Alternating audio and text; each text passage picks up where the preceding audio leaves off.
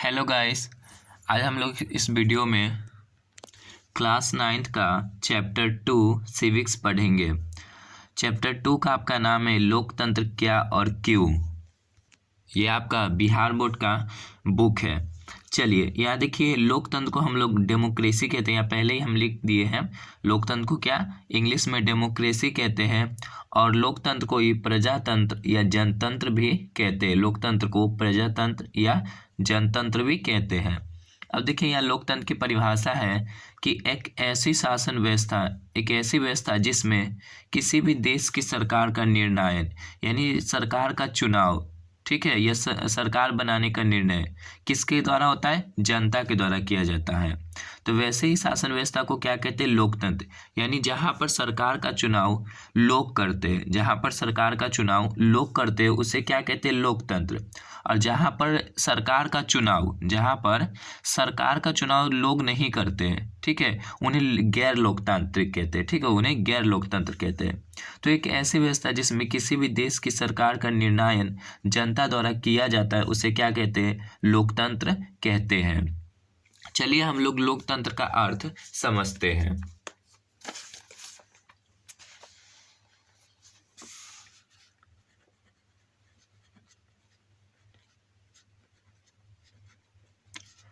लोकतंत्र को हम लोग इंग्लिश में डेमोक्रेसी कहते हैं। लोकतंत्र को इंग्लिश में क्या? डेमोक्रेसी कहते हैं। अब देखिए, ये जो लोकतंत्र है, दो शब्द लोक और तंत्र से बना हुआ है। ठीक है, किन से मिलकर? लोक और तंत्र से। यहाँ लोक का मतलब लोग होते हैं, लोक का मतलब लोग होते हैं, या कहे तो जनता होते हैं।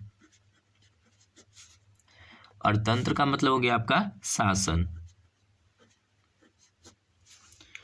तो लोकतंत्र का मतलब होता है लोग या जनता का शासन, लोग या जनता का शासन। इसका परिभाषा भी आप देख लिए हैं। पिछले अध्याय में हमने जाना कि लोकतांत्रिक शासन व्यवस्था का स्वरूप कैसा होता है, आधुनिक विश्व में लोकतंत्र का विस्तार कैसे हुआ, यानी दिखा हुआ है पिछले अध्याय। तो आप इस चैनल के प्लेलिस्ट में जाकर उसे फर्स्ट चैप्टर जरूर देखें ताकि आपको अच्छे से समझ आए ये दूसरा चैप्टर। प्राचीन भारत में लोकतंत्र का विस्तार कैसे हुआ, कैसे कैसे ये बढ़ता गया, पहला चैप्टर में वही था। प्राचीन भारत में लोकतंत्र का स्वरूप कैसा था एवं आधुनिक विश्व में लोकतंत्र का विकास कैसे हुआ। अब हम जानेंगे कि लोकतंत्र क्या है, लोकतंत्र की विशेषताएं क्या है। इस अध्याय में हम यह भी जानने का प्रयास करेंगे कि लोकतंत्र की सही परिभाषा क्या हो सकती है। इसकी शुरुआत हम बहुत ही सरल परिभाषा से करेंगे। हम यह भी जानने का प्रयास करेंगे कि लोकतांत्रिक एवं गैर लोकतांत्रिक सरकार में क्या अंतर है। देखिए, गैर लोकतांत्रिक सरकार किसे कहते हैं? गैर लोकतांत्रिक सरकार जिस सरकार के गठन में जनता की भागीदारी नहीं होती है। कहने का मतलब जिस देश की सरकार बनाने में जनता की भागीदारी यानी जनता की सहमति नहीं होती है उसे क्या कहते हैं? गैर लोकतांत्रिक। उसे गैर लोकतांत्रिक सरकार कहते हैं। गैर लोकतांत्रिक सरकार में क्या होती है कि जनता को अपने मौलिक अधिकार से क्या वंचित रखा जाता है, लेकिन लोकतंत्र में ऐसा नहीं होता है। जैसे भारत में रहने वाली हम लोग को क्या मौलिक अधिकार प्राप्त है, ठीक है, मौलिक अधिकार जिसे सरकार या जनता हमसे कोई नहीं छीन सकती है। और इसकी रक्षा कौन करती है? मौलिक अधिकार की तो न्यायपालिका करती है, यानी सुप्रीम कोर्ट करती है। लोकतंत्र के व्यवहारिक पक्ष के महत्वपूर्ण बिंदुओं को जानेंगे। इसके अतिरिक्त किसी भी लोकतांत्रिक सरकार की न्यूनतम विशेषताएं क्या होती है यह भी जानने की कोशिश करेंगे। और अंत में लोकतंत्र के पक्ष एवं विपक्ष में आए तर्कों के साथ आगे बढ़ते हुए लोकतंत्र के व्यापक अर्थ पर आएंगे। लोकतंत्र क्या है? शासन व्यवस्था के स्वरूप कई तरह के हो सकते हैं, जैसे तानाशाह, फिर सैनिक शासन, लोकतंत्र, गैर लोकतंत्र, राजशाही एक ऐसी शासन व्यवस्था होती है जो लोगों द्वारा चुनी जाती है और लोगों के हित में शासन करती है। ऐसी शासन व्यवस्था को हम क्या लोकतंत्र कहते हैं। यानी जो सरकार बनेगी शासन करने के लिए लोकतंत्र में, वो किसके हित में काम करेगी? लोगों के हित में। ऐसा किस में होता है? लोकतंत्र में। कुछ सरकारें वैसी भी होती है जो लोगों द्वारा निर्वाचित न होकर अन्य माध्यमों से, जैसे तख्तापलट, पारिवारिक परंपरा आदि से स्थापित होती है और ऐसी सरकारों के अधिकारी अपने हित में शासन करते हैं और ऐसी शासन व्यवस्था को क्या कहते हैं? गैर लोकतांत्रिक शासन कहा जाता है। विश्व में कुछ ऐसी भी सरकारें जिन्हें जानने के बाद हम लोकतांत्रिक एवं गैर लोकतांत्रिक शासन में अंतर कर पाएंगे। हम कुछ उदाहरणों के साथ इस तरह की सरकारों की कार्यप्रणालियों पर बारी बारी से विचार करें। सर्वप्रथम हम पाकिस्तान को ले सकते हैं। पाकिस्तान की राजधानी इस्लामाबाद है और पाकिस्तान की सबसे लंबी नदी कौन है? तो सिंधु नदी है। पाकिस्तान में जनरल परवेज़ मुशर्रफ ने अक्टूबर 1999 में सैनिक तख्तापलट की अगुवाई की। उन्होंने लोकतांत्रिक ढंग से चुनी हुई सरकार को क्या किया? हटाकर खुद को देश का मुख्य कार्यकारी घोषित कर दिया। यानी शासन कौन चलाने लगा? परवेज़ मुशर्रफ ने। ठीक है। अब बाद में उन्होंने खुद को राष्ट्रपति घोषित कर लोकतंत्र का गला घोट दिया और 2002 में एक जनमत संग्रह के द्वारा अपना कार्यकाल 5 वर्ष के लिए क्या किया?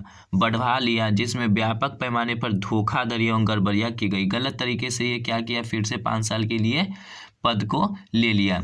2002 में उन्होंने संविधान को बदल डाला। बदले हुए संविधान के अनुसार राष्ट्रपति काफ़ी शक्तिशाली हो गया, यानी अपने मन से संविधान का निर्माण कर दिया।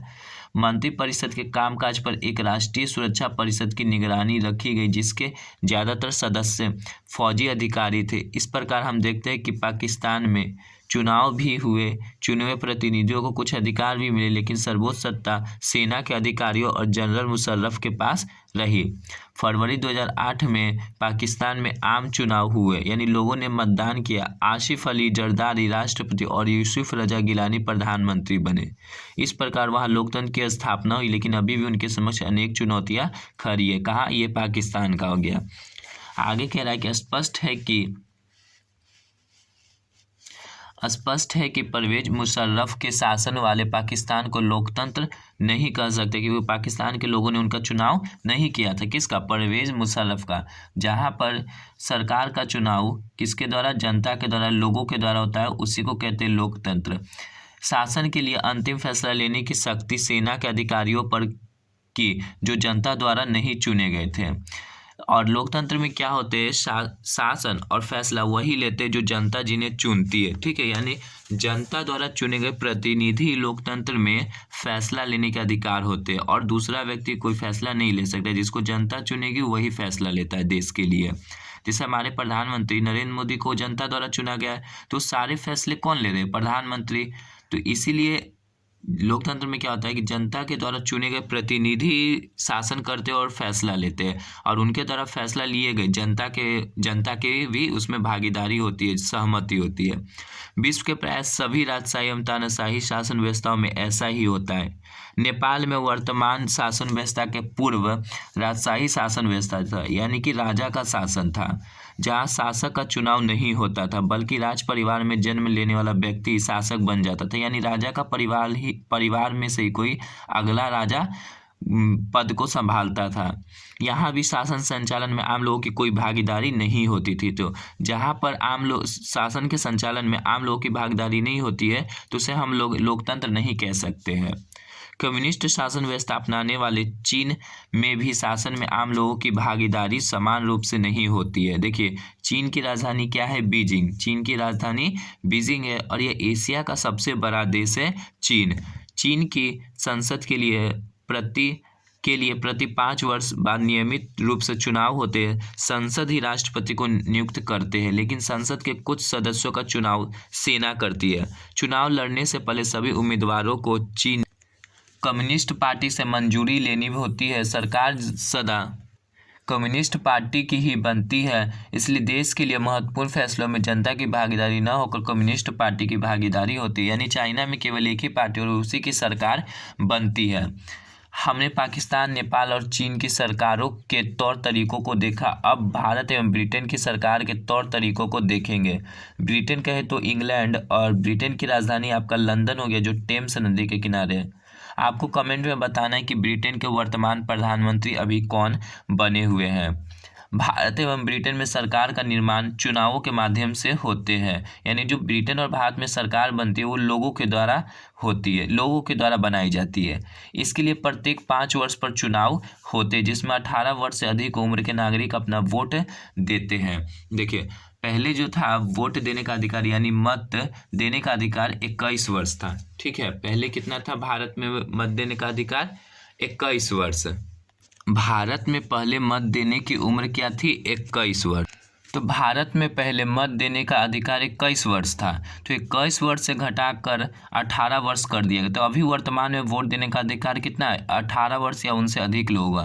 तो ये जो 21 वर्ष था पहले, अब 18 वर्ष कर दिया गया। तो कब? तो 61वें संविधान संशोधन, 61वें संविधान संशोधन द्वारा 21 वर्ष से 18 वर्ष कर दिया गया। कब? 1989 में। कौन से संविधान संशोधन? 61वें संवैधानिक संशोधन द्वारा। इस तरह के चुनाव में जिसे सबसे ज़्यादा वोट प्राप्त होता है वे चुनाव जीत जाते हैं। वे देश के लोगों के प्रतिनिधि कहलाते हैं और वे लोग ही सरकार का निर्माण करते हैं, यानी जनता के द्वारा चुने गए प्रतिनिधि, या जनता जिसको चुनती है वो प्रतिनिधि, और शासन के संचालन में भागीदारी निभाते जनता के प्रतिनिधि। अब हम समझ सकते हैं कि लोगों की भागीदारी वाली सरकार क्या होती है? लोकतांत्रिक कहलाती है, और जिसमें लोगों की भागीदारी नहीं होती वो क्या? गैर लोकतांत्रिक होती है। लोकतंत्र की एक सामान्य परिभाषा। हमने इसके पहले लोकतांत्रिक एवं गैर लोकतांत्रिक सरकारों के संबंध में जानकारियां प्राप्त की। आइए अब हम लोकतंत्र की एक सामान्य परिभाषा जानें। लोकतंत्र में लोग अपनी सरकार का चुनाव करते हैं। इन चुनावों में देश के वयस्क लोग, अर्थात जिनकी उम्र कितनी 18 वर्ष से अधिक है, वोट डालते और योग्य व्यक्ति का अपना प्रतिनिधि चुनकर शासन का संचालन करते हैं। कहने का मतलब कि जनता क्या करती है लोकतंत्र में कि अपने प्रतिनिधि को चुनती है और वही क्या करते हैं? शासन का संचालन करते, जनता के द्वारा चुने गए प्रतिनिधि। अतएव सरल भाषा में लोकतंत्र की परिभाषा दे सकते। इस संदर्भ में लोकतंत्र शासन का वह रूप है जिसमें शासकों का चुनाव लोग करते हैं। ठीक है, ये भी लोकतंत्र का आपका परिभाषा है कि लोकतंत्र शासन का एक ऐसा रूप है जिसमें शासकों का चुनाव लोग करते। तो वैसे व्यवस्था को क्या कहते हैं? लोकतंत्र। वास्तव में लोकतांत्रिक शासन व्यवस्था में लोग ही शासन का केंद्र बिंदु होते। इस बात को हम अमेरिका के पूर्व राष्ट्रपति अब्राहम लिंकन की परिभाषा समझ सकते हैं। देखिए, पूछेगा कि अब्राहम लिंकन अमेरिका के कितवें राष्ट्रपति बने थे? तो जो अब्राहम लिंकन थे वो अमेरिका के 16वें राष्ट्रपति थे। ठीक है, यहाँ अमेरिका 2 बार हो गया। और कहेगा कि अमेरिका के राष्ट्रपति का कार्यकाल कितने वर्ष का होता है? तो अमेरिका के राष्ट्रपति का कार्यकाल 4 वर्षों का होता है, लेकिन भारत के राष्ट्रपति का कार्यकाल 5 वर्षों के लिए होता है। इसको याद रखिएगा। और कहेगा कि अमेरिका के प्रथम राष्ट्रपति कौन थे? तो अमेरिका के प्रथम राष्ट्रपति जॉर्ज वॉशिंगटन बने थे। अमेरिका के प्रथम राष्ट्रपति जॉर्ज वॉशिंगटन बने थे। और अभी अमेरिका के वर्तमान राष्ट्रपति कौन है? तो वर्तमान में जो बाइडेन अभी अमेरिका के राष्ट्रपति बने हुए हैं। लिंकन ने क्या कहा था? लोकतंत्र ऐसा शासन है जिसमें लोगों के लिए और लोग द्वारा शासन किया जाता है। ये किनके द्वारा कहा गया है? Abraham Lincoln. यह परिभाषा बहुत ही सरल ढंग से लोकतांत्रिक एवं गैर लोकतांत्रिक शासन को व्यवस्था में अंतर कर देती है। हमने यहाँ देखा कि जहाँ पाकिस्तान के जनरल परवेज मुशर्रफ की सरकार एवं म्यांमार के सैनिक शासक का चुनाव लोगों ने नहीं किया। इस तरह के शासन व्यवस्था वाले देशों में जिन लोगों का सेना पर नियंत्रण था वे देश का शासक बन गए। शासक के फैसलों में लोगों की भागीदारी नहीं रही। तो जिसमें शासक के फैसलों में लोगों की भागीदारी नहीं होती है वहाँ लोकतंत्र नहीं कहा जा सकता। यह बात नेपाल की राजशाही शासन पर भी लागू होती है। इसके पहले हमने देखा कि नेपाल में वर्तमान शासन व्यवस्था के पूर्व राजशाही शासन व्यवस्था थी। वहाँ शासक का चुनाव नहीं होता था, बल्कि राज परिवार में जन्म लेने वाला व्यक्ति यानी राजा के परिवार में जन्म लेने वाला व्यक्ति बन जाता था। हम समझ सकते हैं कि इन देशों की शासन को लोकतांत्रिक नहीं कहेंगे। लोकतंत्र में लोग अपने प्रतिनिधि का चुनाव करते हैं और चुने हुए प्रतिनिधि क्या करते हैं, शासन करते हैं। तो ऐसी व्यवस्था को क्या लोकतंत्र कहते हैं। ऐसी स्थिति में हम यह समझ सकते हैं कि लोग अपने प्रतिनिधि के द्वारा शासन में स्वयं भाग लेते हैं और शासक के फैसलों में लोगों की भी भागीदारी रहती है। इस तरह के लोकतांत्रिक व्यवस्था को प्रतिनिधि लोकतंत्र या अप्रत्यक्ष लोकतंत्र कहते हैं। यानी कहने का मतलब कि जनता अपने प्रतिनिधि को चुनती है और चुने गए प्रतिनिधि के द्वारा शासन करती है। इसके अलावा स्विट्जरलैंड एक ऐसा देश है जहाँ प्रत्यक्ष लोकतंत्र है। अब देखिए प्रत्यक्ष लोकतंत्र किसे कहते हैं। प्रत्यक्ष लोकतंत्र में देखिए क्या होता है, जिसमें जनता स्वयं शासन में भाग लेते हैं। हम कानून का निर्माण भी स्वयं करते हैं। यानी कि इसमें क्या होता है कि जनता जो फैसला लेना होता है राज्य के लिए वो स्वयं लेते हैं, ठीक है, मिल करके लेते हैं, इकट्ठे होकर के लेते हैं, मत के द्वारा लेते हैं, ठीक है। तो जनता का फैसला, इसमें डायरेक्ट जनता का फैसला होता है। तो वैसे ही उसे क्या कहते हैं, प्रत्यक्ष लोकतंत्र। इसमें भी जो कानून का निर्माण है वो जनता स्वयं करेंगे, ठीक है। तो ऐसे ही शासन व्यवस्था को प्रत्यक्ष लोकतंत्र कहते हैं। और देखिए अप्रत्यक्ष लोकतंत्र में क्या होता है, जैसे भारत में अप्रत्यक्ष लोकतंत्र है। इसमें क्या करेगी, जनता पहले प्रतिनिधि को चुनती है और प्रतिनिधि शासन करती है और क्या करती है, कानून का निर्माण करती है। लेकिन इसमें ऐसा कुछ नहीं होता है, डायरेक्ट जनता क्या करती है, शासन में स्वयं भाग लेती है और कानून का भी निर्माण करती है। तो ऐसी शासन व्यवस्था को प्रत्यक्ष लोकतंत्र कहते हैं। और ये कहाँ है, स्विट्जरलैंड में, ठीक है। ये क्वेश्चन पूछता है कि किस देश में प्रत्यक्ष लोकतंत्र है, तो स्विट्जरलैंड। इसकी राजधानी क्या है, स्विट्जरलैंड का बर्न है। स्विट्जरलैंड की राजधानी बर्न है और ये बहुत ही यहाँ पर्यटक आते हैं घूमने के लिए स्विट्जरलैंड में। जो प्रत्यक्ष लोकतंत्र है वो सारे देशों में देखिए नहीं हो सकता है, ठीक है। सारे देशों में संभव प्रत्यक्ष लोकतंत्र नहीं हो सकता है, क्योंकि क्या है, लोकतंत्र वहीं हो सकता है जहाँ जनसंख्या जहाँ की छोटी होती है, ठीक है, जनसंख्या जहाँ कम होती है और जहाँ का क्षेत्र छोटा होता है। देखिए भारत इतना विशाल, जनसंख्या बहुत है, 92 करता 1 नंबर पर है। तो इतने बड़े जनसंख्या का सबका एक दिन मत प्राप्त करना मुश्किल है, ठीक है। यहाँ वोट एक दिन में होवे नहीं करता है अगर चुनना रहता है प्रतिनिधि को।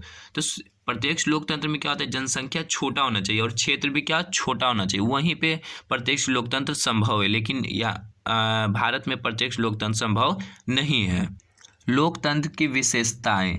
अब तक हमने लोकतंत्र के एक सामान्य अर्थ के संदर्भ में यह जानकारी पाई कि लोकतंत्र शासन का एक रूप है जिसमें लोग शासकों का चुनाव करते हैं। सही बात है। लोकतंत्र की इस परिभाषा को समझने के बाद कुछ प्रश्न हमारे सामने उत्पन्न होते हैं, जैसे शासक कौन है, शासकों का चुनाव कैसे होता है, शासकों के चुनाव में कौन लोग भाग लेते, किस तरह की सरकार को हम लोकतांत्रिक सरकार कहेंगे। आइए इन सब प्रश्नों के उत्तर लोकतंत्र की विशेषताओं के माध्यम से जानने का हम प्रयास करें।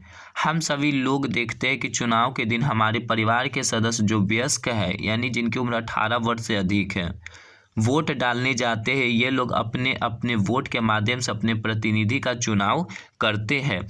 ये चुने हुए प्रतिनिधि शासन का संचालन करते हैं, सरकार के लिए फैसले लेते हैं। जनता के द्वारा चुने गए प्रतिनिधि और कानूनों का निर्माण करते हैं। कौन, जनता के द्वारा चुने गए प्रतिनिधि। यहाँ हम एक बात समझ लेना आवश्यक है कि लोगों के वोट से प्रतिनिधि चुने जाते हैं, यानी हम लोग ही अपने प्रतिनिधि को चुनते हैं। अर्थात इन प्रतिनिधियों द्वारा लिया गया फैसला लोगों का फैसला होता है, क्योंकि इनको कौन चुना है, हम यानी जनता चुने। अतः हम समझ सकते हैं कि लोकतंत्र में अंतिम शक्ति जनता में निवास करती है, जो लोकतंत्र की एक विशेषता है। हमारे परिवार के सदस्य जब अपना वोट डालने गए तब बहुत से लोग अपना अपना वोट डालने के इंतज़ार में खड़े थे। उनमें कुछ लोगों ने अपनी इच्छा अनुसार वोट डाले, जबकि अन्य लोगों को वोट डालने नहीं दिया गया। कुछ ऐसे भी लोग थे जिन्हें अपनी इच्छा के विरुद्ध वोट डालने पर मजबूर किया गया। जहाँ कहीं भी इस तरह के वोट डालने की व्यवस्था होती है वहाँ लोकतंत्र नहीं हो सकता। लोकतंत्र में क्या होता है, लोग अपनी मर्जी से, ठीक है, और बिना किसी के दबाव के बिना वोट डालते, वहीं उसी को लोकतंत्र व्यवस्था कहते हैं या कहा जा सकता है। लोकतंत्र में बिना किसी डर, भय एवं प्रलोभन के अपनी इच्छा अनुसार वोट डाला जाता है। अतः हम लोकतंत्र की एक विशेषता में कह सकते हैं कि लोकतंत्र में चुनाव क्या होते हैं, निष्पक्ष यानी किसी के पक्ष में नहीं और किसी के दबाव में नहीं, और स्वतंत्र रूप से होती है। जनता अपनी मर्जी से वोट डालती है। हम लोग जानते हैं कि लोकतंत्र का सीधा संबंध मताधिकार से जुड़ा हुआ है। अब इस बात को लगभग पूरी दुनिया मान चुकी है, लेकिन अभी भी बहुत से ऐसे देश हैं जहां लोकतंत्र को मतदान के समान अधिकार से वंचित किया गया। उदाहरण के लिए देखिए, जैसे कि सऊदी अरब में महिलाओं को वोट देने का अधिकार नहीं है। ठीक है, भारत में सबको वोट देने का अधिकार है जिसका उम्र 18 वर्ष से अधिक है, लेकिन यहाँ क्या कह रहा है कि सऊदी अरब में महिलाओं को वोट देने का अधिकार नहीं है, तथा फिजी के मूल निवासियों के वोट का महत्व भारतीय मूल के फिजी नागरिकों के वोट से ज़्यादा है। यानी क्या, यहाँ भेदभाव हो रहा है। हमें यह समझना है कि जहाँ सभी लोगों को वोट देने का अधिकार नहीं है, वहाँ लोकतंत्र कभी नहीं हो सकता। अतः लोकतंत्र के लिए आवश्यक है कि सभी वयस्क लोगों के समान रूप से वोट देने का अधिकार मिले, चाहे वो पुरुष हो या महिला, और देश के हर नागरिक को, और सभी लोगों के वोट का महत्व बराबर हो। यह भी लोकतंत्र की एक महत्वपूर्ण विशेषता है। लोकतंत्र में संविधान के अनुसार देश का शासन चलता है, न कि किसी खास व्यक्ति या संस्था के अनुसार। संविधान की भावना के खिलाफ कोई कानून बनते हैं तो क्या न्यायपालिका ऐसे कानून को समाप्त कर सकती है? लोकतंत्र में न्यायपालिका करने का मतलब हो गया आपका कोर्ट। लोकतंत्र में लोगों की बुनियादी अधिकारों की गारंटी होती है। लोगों को सोचने, अपने विचार देने की, संगठन बनाने की, विरोध करने की, राजनीतिक गतिविधियों में स्वतंत्र रूप से भाग लेने की स्वतंत्रता होनी चाहिए। किसमें? लोकतंत्र में। कानून के नज़र में सभी लोगों की समानता होनी चाहिए। इन्हीं सब अधिकारों की रक्षा के लिए स्वतंत्र न्यायपालिका होती है। हमारे मौलिक अधिकारों की भी रक्षा कौन करती है? न्यायपालिका यानी सुप्रीम कोर्ट करती है। ये क्या है? न्यायपालिका सुप्रीम कोर्ट पूरी तरह से स्वतंत्र है। इस पर किसी भी सरकार का कोई भी दबाव नहीं होता। ये स्वतंत्र रूप से फैसला लेती है और सुनाती है, जिनके आदेशों का पालन हम सब लोग करते हैं। भारत के सारे नागरिकों को न्यायपालिका का आदेशों का पालन करना होता है। और न्यायपालिका कहाँ है? दिल्ली में है, जो देश का सर्वोच्च न्याय कोर्ट होता है। इस प्रकार हम लोग समझ सकते हैं कि लोकतंत्र में सरकार मनमानी नहीं कर सकती है, क्योंकि इसको रोकने वाला कौन है? न्यायपालिका है। लोकतंत्र में सरकार को रोकने वाला कौन है? न्यायपालिका है। देश में, जो लोकतांत्रिक देश में, वो सरकार को संविधान के अनुसार देश को चलाना होता है। अपने मन से वो नहीं चला सकते हैं, या अपने मन से कानून का निर्माण नहीं कर सकते हैं। सरकार अपने कार्यों एवं दायित्वों का संचालन निर्धारित तौर तरीकों के आधार पर करती है। सरकार कोई भी फैसला लंबे विचार विमर्श के बाद लेती है। किसमें? लोकतंत्र। सरकारी सेवकों की जिम्मेदारियां संविधान द्वारा तय की जाती है और वे सभी जनता के प्रति उत्तरदायी होते हैं। कौन? सरकारी सेवक। इस प्रकार लोकतंत्र की एक विशेषता के रूप में हम समझ सकते हैं कि लोकतंत्र में शासन कानून के अनुसार चलता है, लोगों के अधिकारों की गारंटी होती है और सरकार संवैधानिक कानूनों के भीतर ही काम करती है, यानी संविधान के अनुसार। हमने देखा कि वर्ष 2005 में बिहार के लिए चुनाव हुए, जिसमें वयस्क लोगों ने अपना अपना वोट दिया। उसी वोट से विधानसभा के लिए प्रतिनिधि चुनाव जीत कर आए। अब उसके बाद हमने देखा कि श्री नीतीश कुमार की सरकार बिहार में बनी। हाँ, देखिए, नीतीश कुमार की जो सरकार है बिहार में पहली बार 2000 में बनी थी, यानी कि नीतीश कुमार जी बिहार के पहली बार मुख्यमंत्री 2000 में बने थे। ठीक है, साल 2000 में बने थे। आपसे कहेगा कि बिहार के प्रथम मुख्यमंत्री कौन बने थे? तो श्री कृष्ण सिंह। बिहार के प्रथम मुख्यमंत्री कौन बने थे? श्री कृष्ण सिंह बने थे। हम लोग जानते हैं कि सरकार उसी की बनती जिसका विधानसभा में आधे से अधिक प्रतिनिधियों का समर्थन प्राप्त होता है, अर्थात बहुमत प्राप्त होता है। मतलब यह हुआ कि शासन उसी की होती है जिसको विधानसभा में बहुमत प्राप्त होता है। अतः लोकतंत्र की एक विशेषता यह भी है कि लोकतंत्र में बहुमत प्राप्त दल का ही क्या होता है? शासन होता है। हम देखते हैं कि जब लोकसभा और विधानसभा का चुनाव होता है, तब लोग विभिन्न तरह के झंडे में बैनर लेकर चुनाव प्रचार करते हैं। अपने अपने पार्टी क्या करते हैं? अपनी नीतियों का प्रचार करते हैं। ये विभिन्न तरह के झंडे विभिन्न दलों के होते हैं। जैसे पंजा छाप क्या होता है? कांग्रेस पार्टी का। पंजा किसका है? कांग्रेस पार्टी का। कमल छाप किसका है? भारतीय जनता पार्टी। कांग्रेस पार्टी की स्थापना कब हुआ? कांग्रेस पार्टी की स्थापना 28 दिसंबर 1885 को हुआ। 28 दिसंबर 1885। और ये कहाँ पर हुआ था? बम्बई में। ठीक है, कहाँ पर? बम्बई में। अभी इसका नाम मुंबई है। इसमें 72 प्रतिनिधि शामिल थे। 72 प्रतिनिधि शामिल थे। और इसके संस्थापक कौन थे? इसके संस्थापक ए ओम हयूम थे। और ये कांग्रेस पार्टी का चुनाव चिन्ह क्या है? पंजा। कांग्रेस पार्टी का चुनाव चिन्ह क्या है? पंजा। और इसके प्रथम अध्यक्ष WC बनर्जी थे। पहले अध्यक्ष WC बनर्जी थे कांग्रेस के। भारतीय जनता पार्टी की स्थापना 6 अप्रैल 1980 को हुआ। 6 अप्रैल 1980 को। और इसका चुनाव चिन्ह क्या है? तो कमल। भारतीय जनता पार्टी यानी बीजेपी का चुनाव चिन्ह क्या है? कमल। और भारत में अभी बीजेपी की सरकार। राष्ट्रीय जनता दल की स्थापना 1997 में हुआ। राष्ट्रीय जनता दल कहने का मतलब राजद, और जिसे हम लोग RJD भी कहते हैं। ठीक है, जहाँ तेजस्वी यादव और तेज प्रताप यादव का पार्टी है। RJD की स्थापना 1997 में हुआ। और इसका चुनाव चिन्ह क्या है? लालटेन। RJD का चुनाव चिन्ह क्या है? लालटेन छाप। जनता दल यूनाइटेड की स्थापना 2003 में हुई। जनता दल यूनाइटेड की स्थापना 2003 में हुई। और इसका चुनाव चिन्ह तीर है। इसका चुनाव चिन्ह क्या है? तीर है। तो कह रहा है कि ये विभिन्न तरह के झंडे विभिन्न दलों के होते हैं, जैसे पंजा छाप कांग्रेस पार्टी का, कमल छाप भारतीय जनता पार्टी का, लालटेन छाप राष्ट्रीय जनता दल का, तीर छाप जनता दल यूनाइटेड का आदि। ये सभी दल मतदाता को अपनी ओर लामबंद करने और अपने पक्ष में मतदान करने के लिए लोगों को आकर्षित करते हैं। विभिन्न दलों के नेता अपने अपने चुनावी कार्यक्रमों एवं भाषणों के माध्यम से क्या करते हैं? विभिन्न दल के नेता अपने चुनावी कार्यक्रमों, ये क्या होता है? चुनावी कार्यक्रम चुनाव से पहले होता है। चुनावी कार्यक्रम में भाषणों के माध्यम से अपनी अपनी नीतियाँ लोगों के सामने रखते हैं। प्रचार पेपर के माध्यम से, रेडियो के माध्यम से भाषण देते हैं। देश के लोग उनके भाषण में विचारों को सुनकर अपनी इच्छा अनुसार मतदान करते हैं। उस समय मतदान के समक्ष विभिन्न दलों का विकल्प होता है, यानी चुनने का ऑप्शन होता है। भारत में भी ऐसा ही होता है। जहाँ कहीं भी बहुदलीय व्यवस्था नहीं है वहाँ लोकतंत्र नहीं हो सकता, यानी जनता को चुनने का विकल्प होना चाहिए। किसमें? लोकतंत्र में। इस अध्याय के शुरू में हमने लोकतंत्र की सरल परिभाषा की बात की थी और बताया था कि लोकतंत्र सरकार का ऐसा रूप है जिसमें शासकों का चुनाव लोग करते। इस परिभाषा के आधार पर अनेक उदाहरणों द्वारा लोकतंत्र की मुख्य विशेषताओं को समझा जा सकता है। अब देखिए लोकतंत्र में क्या क्या, लोकतांत्रिक शासन व्यवस्था में क्या क्या विशेषताएं होती है, ये सारे इंपॉर्टेंट है। लोकतंत्र में क्या होता है कि लोगों द्वारा चुने हुए प्रतिनिधि सारे फैसले लेते हैं। चुनाव क्या होता है? निष्पक्ष एवं स्वतंत्र होता है। चुनाव से बनी सरकार संविधान द्वारा निर्धारित तौर तरीकों एवं नियमों के अंदर ही कार्य करती है। और सरकार लोगों के अधिकारों को सुरक्षित रखती है।